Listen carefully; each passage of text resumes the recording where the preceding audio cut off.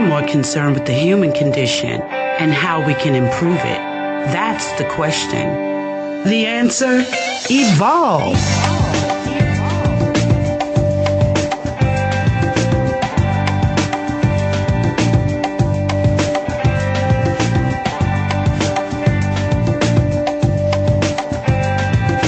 Am I my brother's keeper? Yes.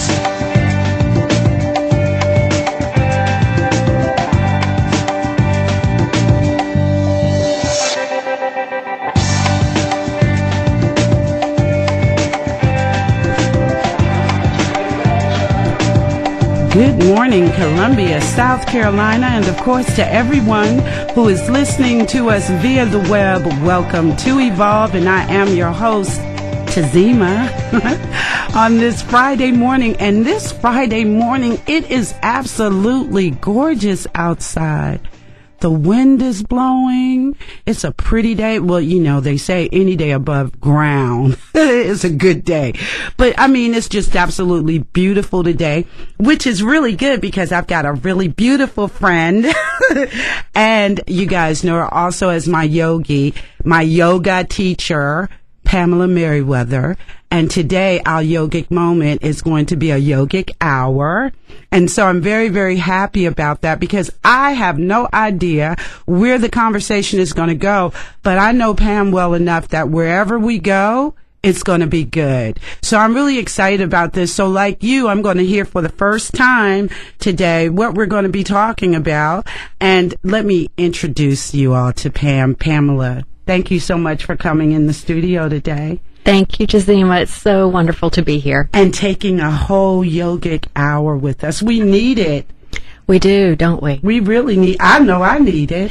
I really need it. So, Pamela is not only just, she's like a teacher's teacher. I try to break it down so people who may not be familiar with all the yogic terms can really grasp what Pam does. She's a teacher's teacher, so that means that not only does she teach yoga to students, she is also responsible for getting more people who are interested in becoming teachers certified, hence why she's my yoga teacher. And so she has I'm just going to break it down, all these hours doing yoga, which qualifies her actually to be able to open up a school, so to speak, so that if you're interested in becoming an instructor, you can go through that program. And it's not easy, but it's worth it. It's not easy at all. I thought it was going to be so easy. I got this. Okay. It was not easy, but so worth it. I love it. And so Pam has created that along with her friend and partner, Maxine. And just, putting it out there real quick. The program is amazing. It's life-changing. It was for me. And I'm so glad that I went through it. And we have graduation. Those students, myself included, it's called the Sakhi program. Sakhi means friend. And it's our teacher's training. And so we're all going to be hopefully, we got one more thing to go through, and if we all go through that, then we'll all be certified with the Yoga Alliance. And it's such an honor, and it really, really, really has changed a lot for me. So I want to say on air, thank you so much for creating such an amazing program, because it has really, really affected me, and I mean that. Well, it's been absolutely a joy to watch everyone go through this process. The transition. I truly believe that sitting in the seat that I sit in as the teacher and watching the evolution is such a gift and such a learning opportunity for me. I learn so much from everyone who goes through the program. And I'm telling you something, I tease her all the time. I thank her all the time for having so much patience with me, because I have such a strong personality. And when I don't understand something, it's like, I don't understand it, I don't get it. And then it's like, then it reveals itself, and it's like, oh. So I've learned my lesson through all of this is that sometimes you just have to step back and allow the process to happen and not be so resistant. But like I've said to her and Maxine, for me, it had to happen the way that it did, because I wouldn't have gotten it any other way. I'd be looking at the flowers and talking about, oh, Pam, your hair is so pretty today. And if they would have grabbed my hand and walked me through. But it was challenging, but I'm telling you, it is extremely worth it. And nothing, in my opinion, that's really worthwhile is going to be that easy anyway. Absolutely. So, yeah. And the more you invest your heart and soul into anything you're working toward, yeah, the more it becomes part of you. And I think that's why the program works so well, is because it requires and asks a lot of the students. And if they're willing to step up and do the work, then the results are magnificent. And even though you're guides, and we're going to get into what you're talking about, I just want to say this, even though you're guiding us, you really don't like hold our hands and walk us through this path.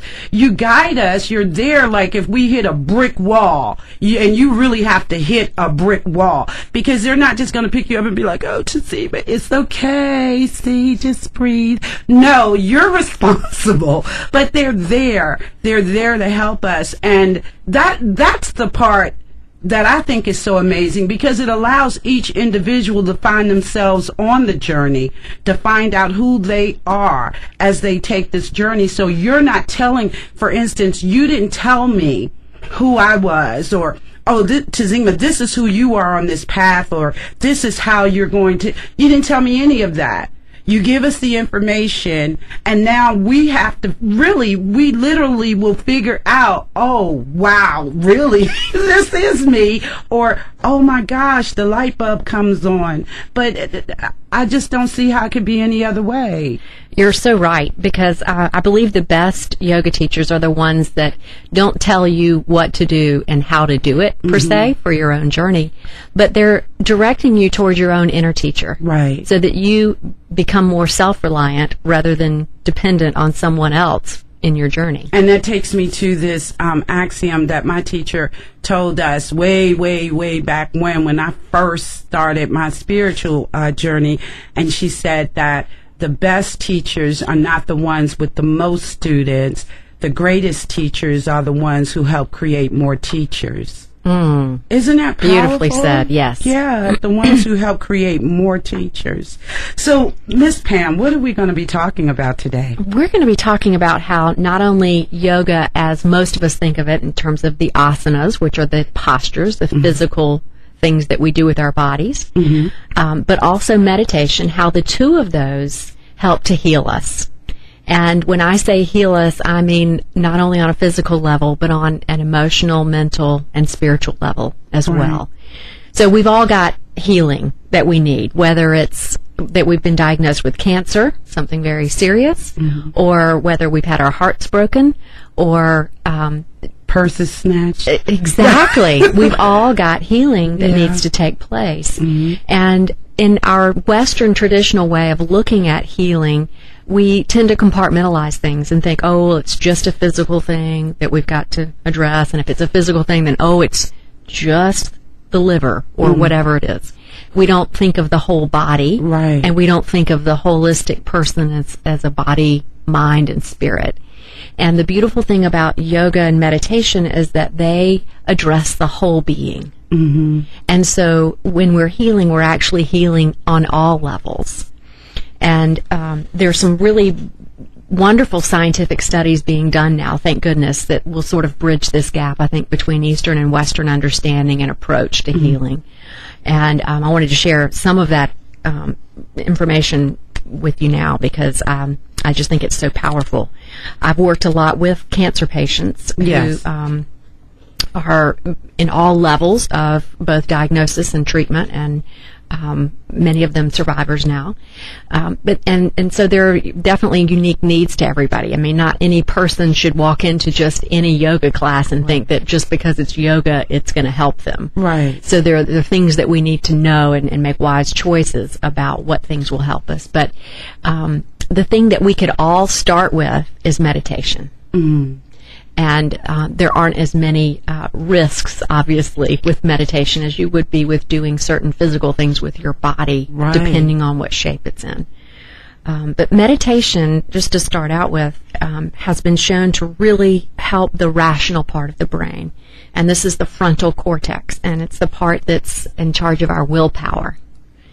And so oftentimes when we start to look at illnesses or injuries or any kinds of problematic conditions that we want healing from, we forget the mind part.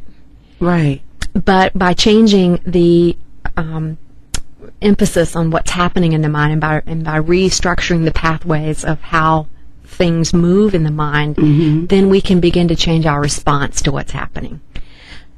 For example, if someone's in a lot of pain, part of what's happening is just that physical sensation of the pain. But what is even more powerful to what's happening with that person is the anger, the rage, the fear, and all of the stuff that's mentally and emotionally happening in conjunction with that physical sensation.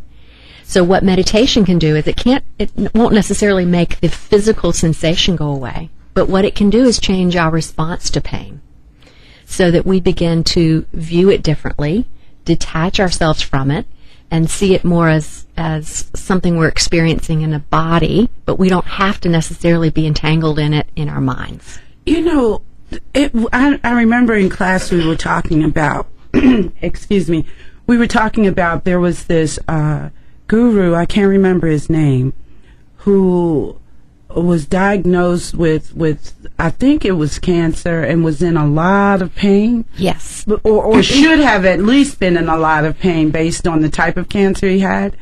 But he was always smiling. He was always very happy, and it kind of stunned the nurses and the doctors as to how was he able to be in this state of mind when his body was going through so much. So is it possible that because of like what you were just saying, mastering maybe how it is to separate yourself from what the physical body is going through? Isn't that what yoga does? Meditation does for us anyway. It takes us away from the illusion that this is it, and you move into a different type of awareness. Exactly. It's really a shift in awareness. So we talk a lot about in the way that we practice together, Tazima, and certainly in the Yoga Sutras, Patanjali spoke of this teaching, is that we want to build an awareness by stepping into the observer within, by stepping into this internal witness who's watching the human experience, but not becoming entangled in it. And you know what? Most books, most spiritual books, and most religious paths speak to that. They don't say it like that, but they tell you that you're in the world, but not to be like of it, or you're the silent witness that's experiencing all of this. And so, and this is what I always find so amazing, like the deeper you go into the teachings of yoga, you find it in everything. You know, you find it in everything, and then we think, aha, this is new because science just proved that this is what happens to the mind when you're in meditation. And then you find out some guru who lived, 2,000-3,000 years ago was talking about the same thing. So it's always like this reawakening, like this truth is consistent. And it's always a reawakening to it. Generation to generation to generation, we just say it different ways. Oh, I appreciate you pointing that out, because it is. The truth is consistent. The truth can be found in so many places, and that's why there are so many paths to the same end. To the same end. Yeah. That's why it doesn't make sense for us to fight over whose path is right? Exactly. And that's why it's so important that as yoga teachers, we're not teaching people to do things exactly the way that we do them, but teaching them to find that inner teacher within themselves. Yeah, I'm learning so much.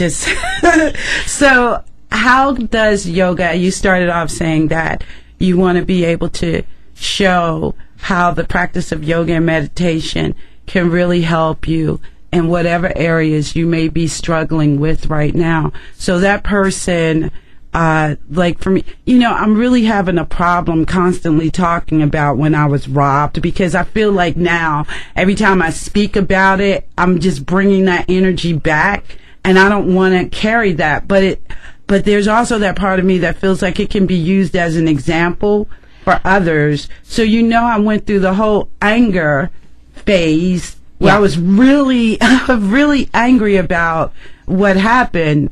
And then I went through this whole thing when I was doing yoga, a really gentle class, by the way, where I was sweating. I started sweating. My breath was getting harder and harder to control. My body was shaking. And this was like 15 minutes into practice. And it was a gentle class, so it wasn't anything that was, really challenging physically. But I couldn't understand what was happening. And then at the end, or not at the end, I sat down on the mat because I felt like I was actually going to regurgitate. I just knew I was going to throw up on this mat. And I started to leave the class, and something said stay. And I did, and I would get up, re-engage, and then go through the same process, sweating and everything.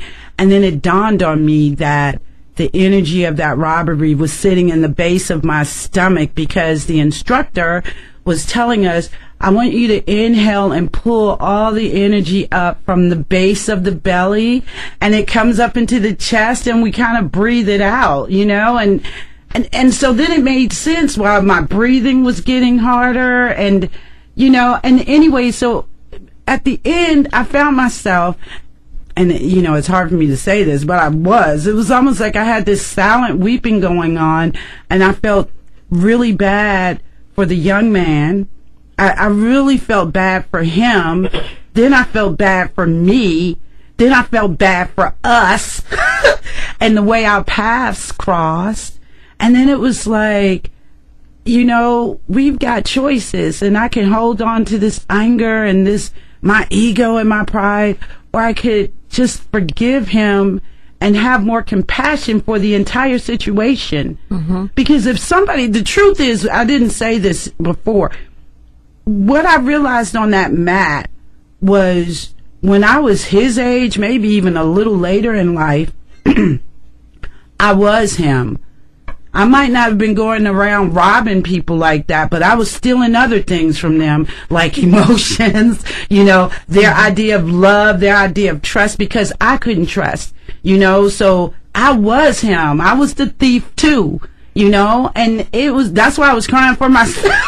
Yeah, well, that's such a beautiful thing. I think when we can all get to a point where instead of looking at others in judgment mm-hmm. and hating them or their actions, that we can look at others and say, there's me at a different point on my path. Right. There's me at a different point on my journey. Then we can cultivate more compassion.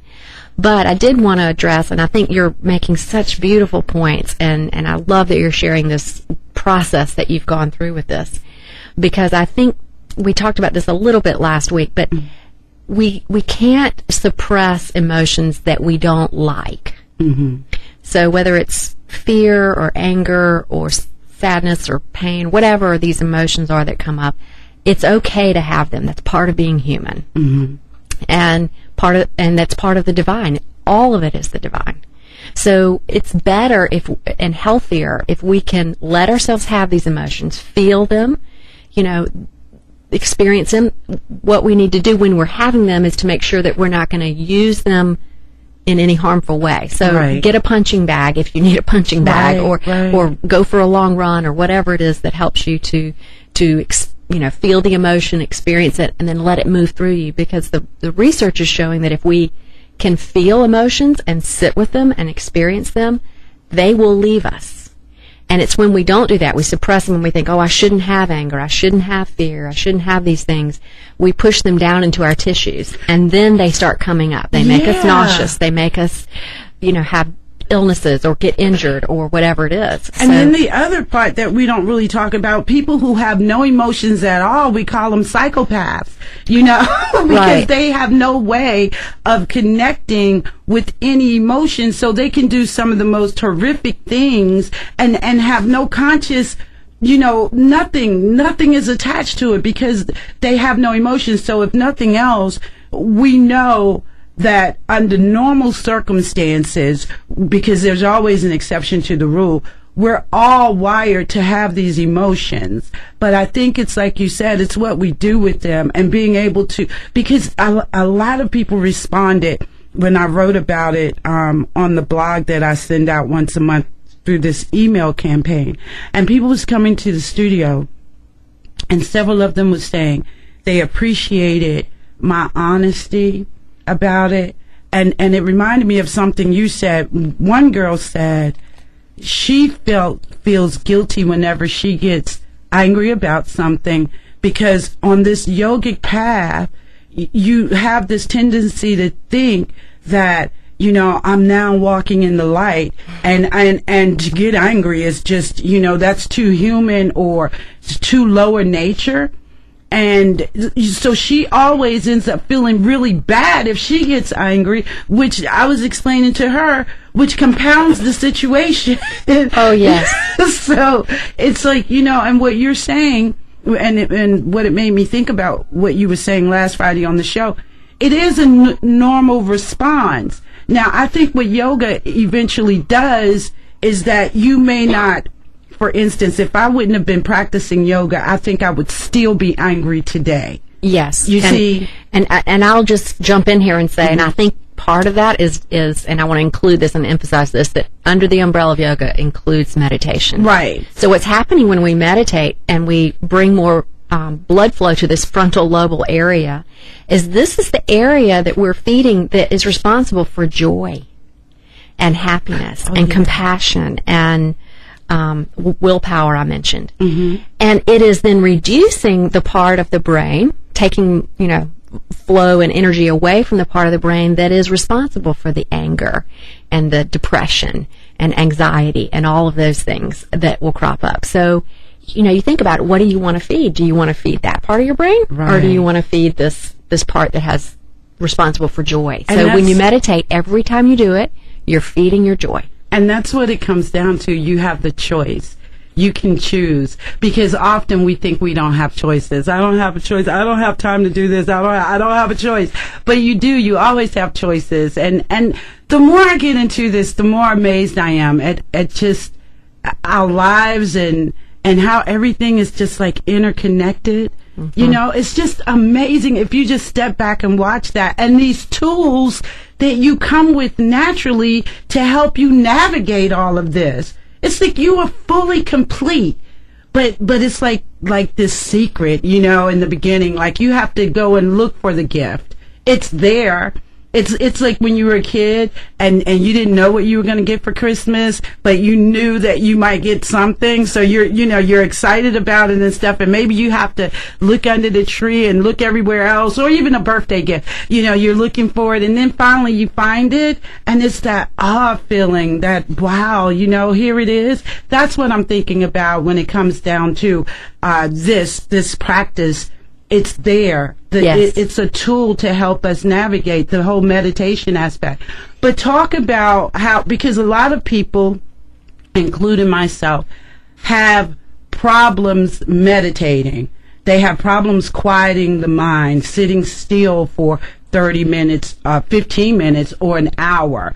But yoga, and then we're going to go to the phone lines, yoga also helps with that. Can you explain that quickly, and then we're going to go to the phone line? Well, it does. The practice of the physical practice of the asanas, that part of yoga, actually helps to balance the energies in the body, remove blockages, help energy to flow more efficiently and effectively, so that you work out some of these kinks and blockages, so that then your mind can be more balanced and still when you sit. So the asanas, the postures, yes, really are preparing us to be able to practice meditation. Yes. So even that takes you can't get away from meditation. That's what it comes down to. Right. That's the goal. Yeah. Is meditation. So fortunately for those of us who struggle with meditation, practicing the asanas, which are the postures, will guide us toward meditation. In fact, to some degree, the more you practice, the deeper you get into your meditation, and then that opens up the door to be able to quiet the mind. Absolutely. Well, let's go to the phone lines, and let me give out the number, 748-9293. 748-9293. Okay, caller, you're on the air. Caller? Oh. Good morning. Good morning. Oh, good morning, David. How are you? I had to break my meditation to call in. Okay. You are so funny, David.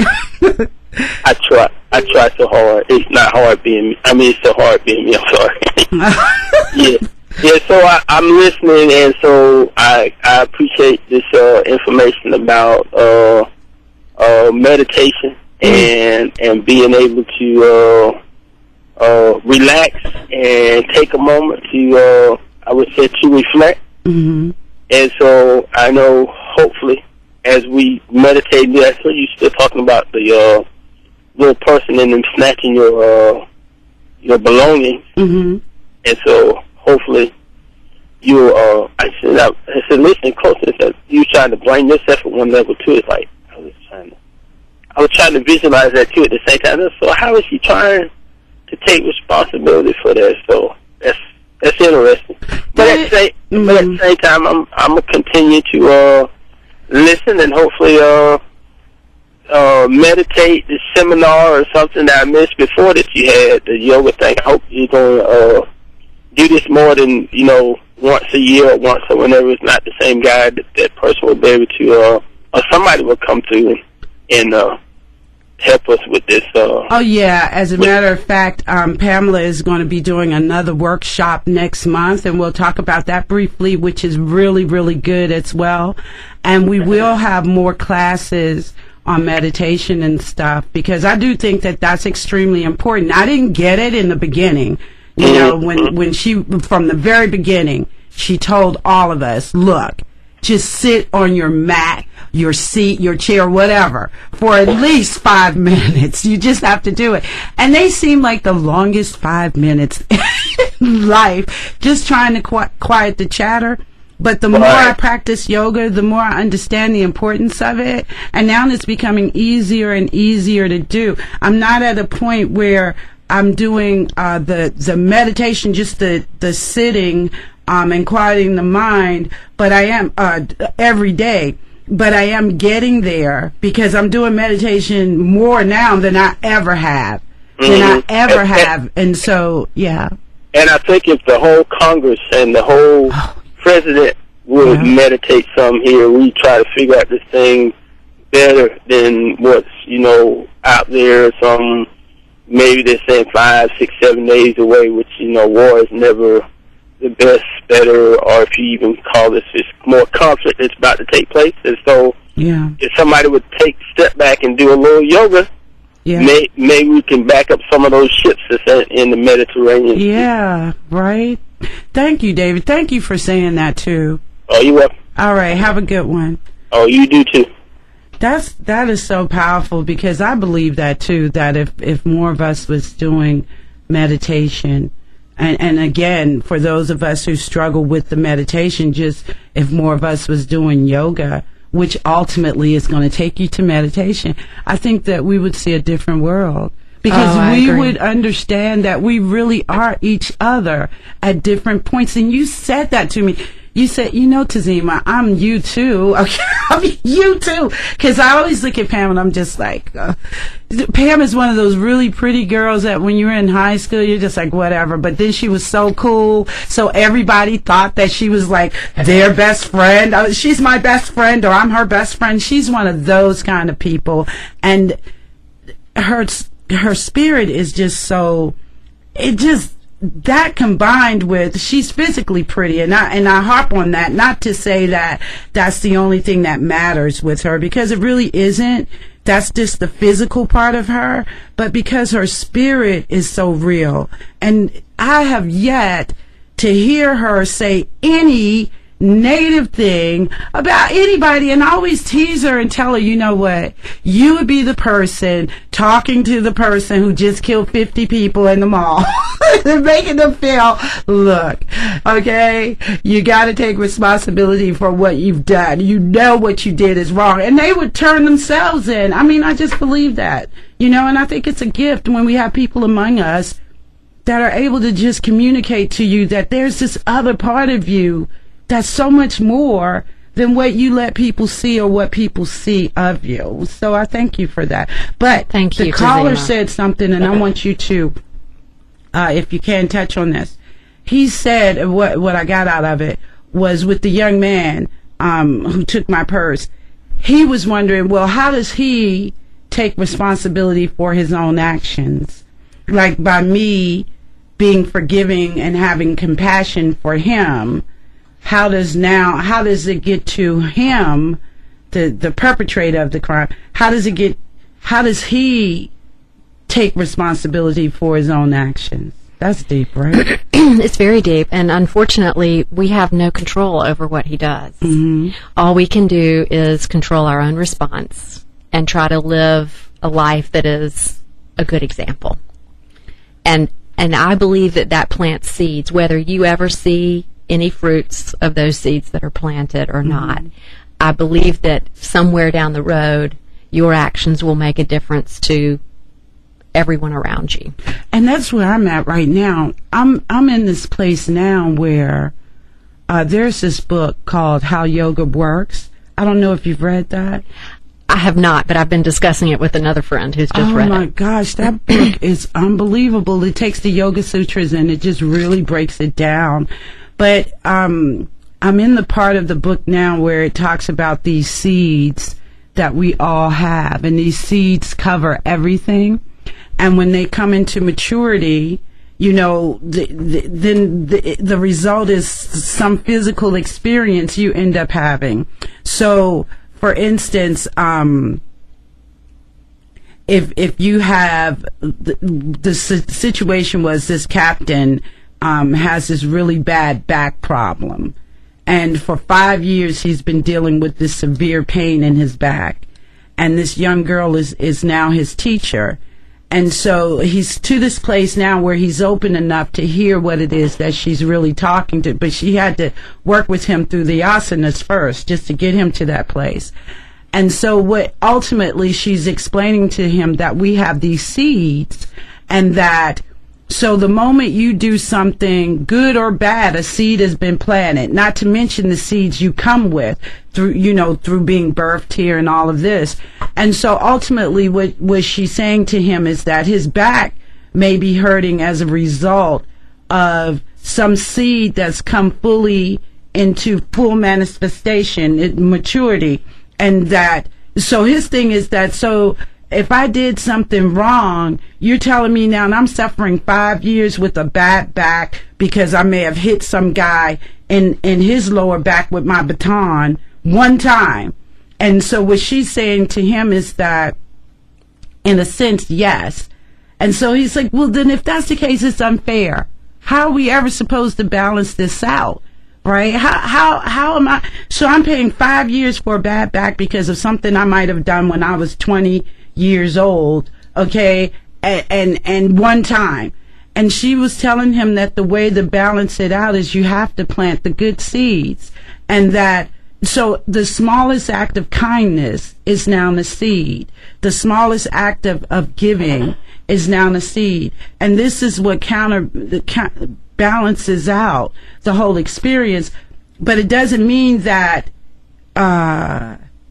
you're this horrible person because now you have this back problem, or you're a horrible person because you have cancer, or you're a horrible person because you've been diagnosed with something that you feel is unfair. But a part of it is that these seeds that we plant every day, not to mention the seeds that we come with, and the seeds that just exist in life. Well, I'm glad you brought that up, because I'm thinking, and I don't know if they use this word in the book or not, but the seeds that you're referring to are karma. Karma, yes. And so, yeah, there's a lot of karma we all have. And I would suggest that, while we definitely have the karma we've created in this lifetime, we have karmas that are from the culture that we live in, right, from the people that we surround ourselves with. That's right. That's affecting us too. And if you believe in past lives, then we carry karmas from there too. So It's a lot of karma, and not all karmas are bad, because as she's talking, you can plant a lot of really good seeds that are helpful too. but it is something to be aware of. And I think one of the things I'd love to just share here is that while all of these good seeds that we can plant with karma can take effect, we don't know how long it takes. That's what she says. But here's what can give you an instant shift in karma. Okay. And this is a pretty powerful belief of the tradition that I practice in, is saying mantra. Right. Mantra, when you're repeating a mantra, you are instantly changing your karma. So tell the audience exactly what a mantra is. Okay. So mantras in the traditional sense are words or groupings of words that have specific meanings, usually said in Sanskrit. And the Sanskrit language has some unique qualities to it that are different from other languages, which many believe make the pronunciation of those particular sounds in the Sanskrit language even more powerful. Right, because they affect certain frequencies. Exactly. The sound itself. Yes. I is mean, a the certain whole world, the whole frequency. universe is sound. Yeah. However, I will say that an English version is perfectly fine, because there are a lot of people that aren't comfortable with Sanskrit, and it just seems kind of weird and far out. So just having a positive affirmation that you tell yourself can be your mantra. It can be one that you make up. It can be one that you research and find. In our tradition, if you have one given to you by a teacher, it has even more Shakti, which means even more power in its effects and the way it will unfold in your life. But you can start, if you're not sure about this whole mantra thing, just find a positive statement in English that resonates with you, and say that. Repeat it, and repeat it, and repeat it. And we're going to go back to the phone lines real quick. The other thing that I know, when I was chanting Nam Myoho Renge Kyo, eventually what that does when you're saying these mantras, even Om, when you're saying these mantras over and over again, it quiets the chatter in the mind as well. And so especially if you're doing it for meditation purposes, it really literally quiets the mind, and you find yourself becoming one with that sound, and it now that is amazing. I love chanting mantras, yes, because I've had the immediate effects of what that does, and it's just beautiful. Let's go to the phone lines, Pam. Okay, caller, you're on the air. Good morning, Casima. Good morning. This is Samuel Richardson. How you doing this morning? Hey, Samuel, how are you? Fine. This is the first time I heard, and maybe you've done it before, that you've got into the depth of yoga. Yeah. And I'm just comparing that. I'm just kind of looking at it versus from the Bible, and I noticed that you all talk a lot about the mind, but I heard very little about the pneuma, which means the spirit of man. Okay. And how does yoga deal with the internal part of man, the deep seat part of man? How does yoga coming from the brain and getting it calm, but if that man pneuma is not affected or has not been a transformation, I'm trying to see the connection with yoga versus from a biblical perspective.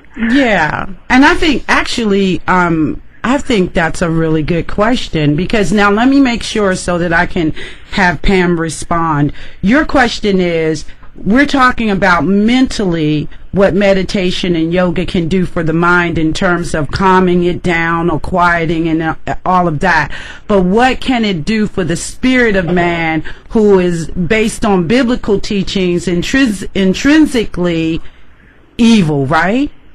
Yeah, well, from a Christian perspective or from a biblical perspective, when you talk about the scripture in Proverbs 20 and 27, it is quoted that the spirit of man is the candle of the Lord, searching all the inward parts of the belly. then it talks about, and I don't want to give a sermon, a sermon and stuff. Right. But what I'm trying, are we limiting the ability of people to have freedom? Because the Bible says that once your spirit is taken care of, and that there's a relationship, and there's a new individual that came inside, yep, he has to renew his mind. Mm-hmm. He has to change his way of thinking with positive words. That's right. That, like 18:20 in Proverbs said, death and life is in the power of the tongue. Oh, yeah. He that loves it shall eat the fruit thereof. So there's a lot of people that are creating death and disaster and oppression because of the words they release out of their mouth. You're right. What your death say. So I'm just trying to, when I look at it, I say, well, now, I'm comparing, I'm listening, I say, well, now the Bible come from a different perspective, and I just want to know, and I won't hold the phone up and long, can you go any deeper into that inward part that God created, the spirit of man, and I will hang up and listen. Okay, thank you so much, too, for calling. I think those are some really powerful questions. I know what I'd like to say, but Pam, I want to hear what you want to say. Well, I'd like to start with a quote, and I'm sure our friend who just called would be able to tell you the exact verse in the Bible. I cannot tell you, but it is a quote that I know well from the Bible, which is, "Be still and know that I am God." Oh, yeah. And I think that if we, depending on what perspective we are looking at the Bible from, but I happen to see lots and lots of similarities. I do too. In the philosophy that we're talking about that's very yogic, and in what the Bible is teaching. And when we are still, we come to know God. Yeah. And in the Bible, it talks about how the Holy Spirit is within us. Right. And in yoga philosophy, we believe the divine is in us. Right. Same thing. It's the same thing. So we have to get still and listen. And a lot of people will say to you that I remember hearing this all the time. Prayer is our way of talking to the divine or talking to God. Meditation is our way of listening or hearing God. Yes. So yeah, the things that he was saying, I wanted to say this real quick. Yoga, I have to tell this to people a lot of times too. Yoga is not to convert you to something else in terms of your religious beliefs, your spiritual beliefs. Yoga enhances whatever religious path you're on, and yoga really does ultimately bring you to this place of awareness about what Jesus talked about all the time, which is love. Yes. Okay? Love is at the root and compassion. Having love and compassion for one another. So, and I know this isn't what he said. I think he had a wonderful question. What can yoga do for the spirit? And this is what you started off with. Really, it is not just about mind and body, but spirit is the foundation. Mm-hmm. But a lot of times we can't get to that part of ourselves because mentally we've got a lot of issues that we're not dealing with, and physically we have a lot of restrictions that we're not dealing with.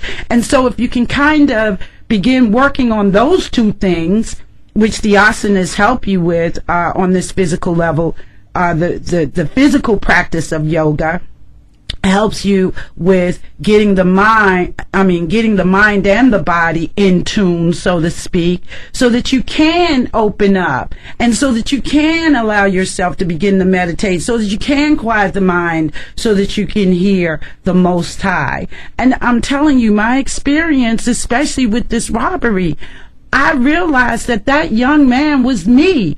That would not have happened if I wasn't in a place of being more aware of who I am, who you are, who we are. That wouldn't have happened. I'd still be very angry. I'd probably still be driving around there looking for him like I did that day.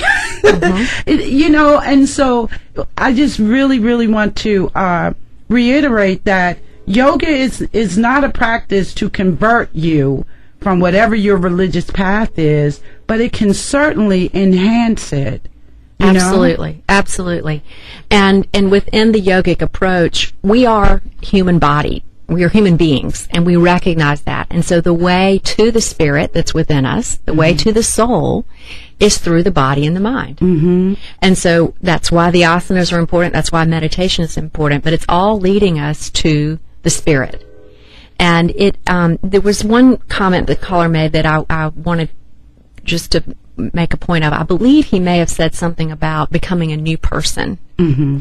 And I would like to offer as a different perspective that it's becoming who you really are already inside. Right. But all of these layers of experiences and circumstances in life have layered over the truth of you. Mm-hmm. And we have to remember that we are not these bodies, we are not these experiences, we are not these thoughts. We are something much deeper. And that is what yoga is taking us to. And that is why yoga is not a religion, but it will enhance whatever spiritual path you choose. Because the one thing that I found out, and I want to make it real clear, I said this before, I don't have a problem with how people go to God, whatever path you choose. But I do have a right to ask certain questions on an intellectual level as to why do you choose this way. However, one of the things that I do know for a fact is that at the end of the day, what I've studied with all these religions, they ultimately can be melted down to one thing, and that's love. Yes. It all comes back to love. And when we feel that we have to judge you because you don't think the way that I think, you don't look the way that I look, you don't pray the way that I pray, we don't go to the same church, temple, or mosque, we don't, we can't sit at the table and break bread because you call God Jehovah, and this one over here calls God Allah, and this one over here doesn't even believe in God. When at the end of the day, what it really comes down to is love. And if we can't express that, I don't care what religious path you walk, ultimately, if you're representing any path, then you're representing, or what you're supposed to be representing, from my understanding, and somebody can correct me, is love, unconditional love. But it doesn't mean that we're perfect. And that's why we have examples. You have the Buddha, who shows compassion and peace. You have Jesus, who showed compassion and peace. You have Muhammad. And the thing is that most people, because they dare not venture out of their corners or their boxes to look into other paths or to ask questions, would think that, no, that one is evil, or that one over there was just nuts, or that's the infidel, or that's the murderer, and all of this. But at the end of the day, if you just take the time to really look at some of these other paths, you can pull out of any of them, the most horrible things. I mean, you look at, real quick, look at the Bible. God is like, you know what? People don't get it. Screw them. I'll just destroy the planet. Some people can look at that and say, well, how evil could God be to do that? Then you could look in the Quran and you could be like, when you look at some of the battles that went on, okay, these infidels over here, they don't get it. Just wipe all of them out, including the children. So you're going to find, anybody can find some of the most horrific, believe me, horrific acts in these books we call our wisdom sacred books. But at the same time, you can also pull out the beauty that's in these books. When you look at Jesus, and Jesus says to forgive your enemy, to love your enemy, to turn the other cheek. How many of us are really living by that?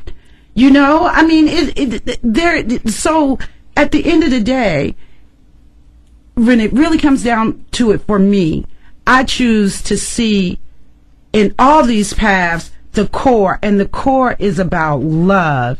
And for me, and I'm only speaking for myself here, the way for me to get to that part of us, because I think we all come with it, and maybe the flame is really, really small, but for me, the way that I'm able to brighten that flame is through the practice of yoga and meditation. I'm not trying to sell you guys on anything, but what I do know is that for me, and me being known as a warrior, this was the only thing that I've been able to do that I've actually seen results in such a way that makes me question myself in terms of how much love am I willing to put out? How much compassion do I really have?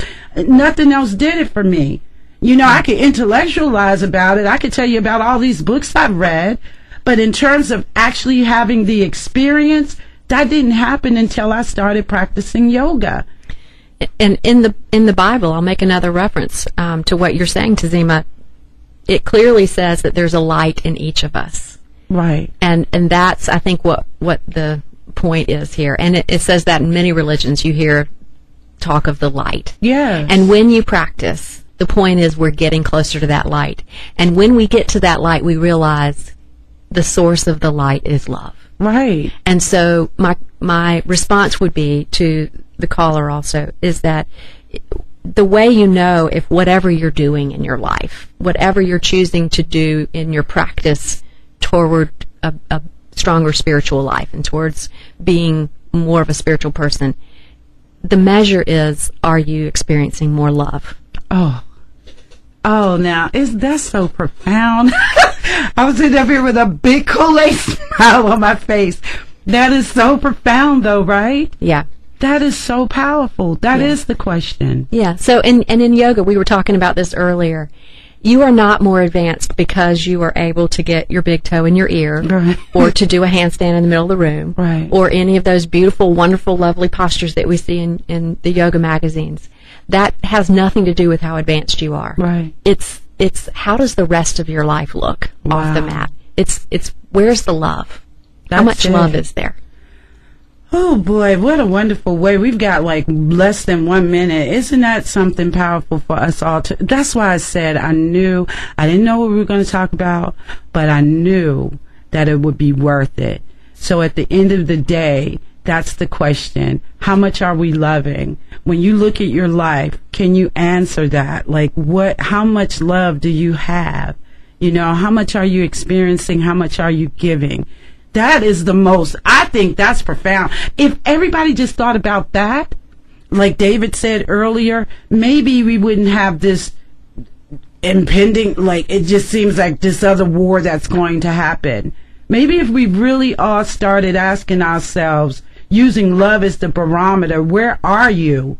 Where are we on that? You know, where are you in your own life, on your own journey? How much love are you offering? That's the question. So good. That is so good. I forgot to take commercial breaks. What I've noticed is that whenever we're having a really deep conversation, I tend to forget to take commercial breaks. But my sponsors know me, and they forgive me. So, Pamela, thank you so much for a very, very, very, very profound, beautiful, inspiring conversation this morning. Thank you, my friend. All right, wonderful. everyone. Thank you so much, Pamela. And thank you to those of you who called in. Thank you to those of you who continue to listen to Evolve on WOIC 1230 Columbia. Have a great weekend. Think about love.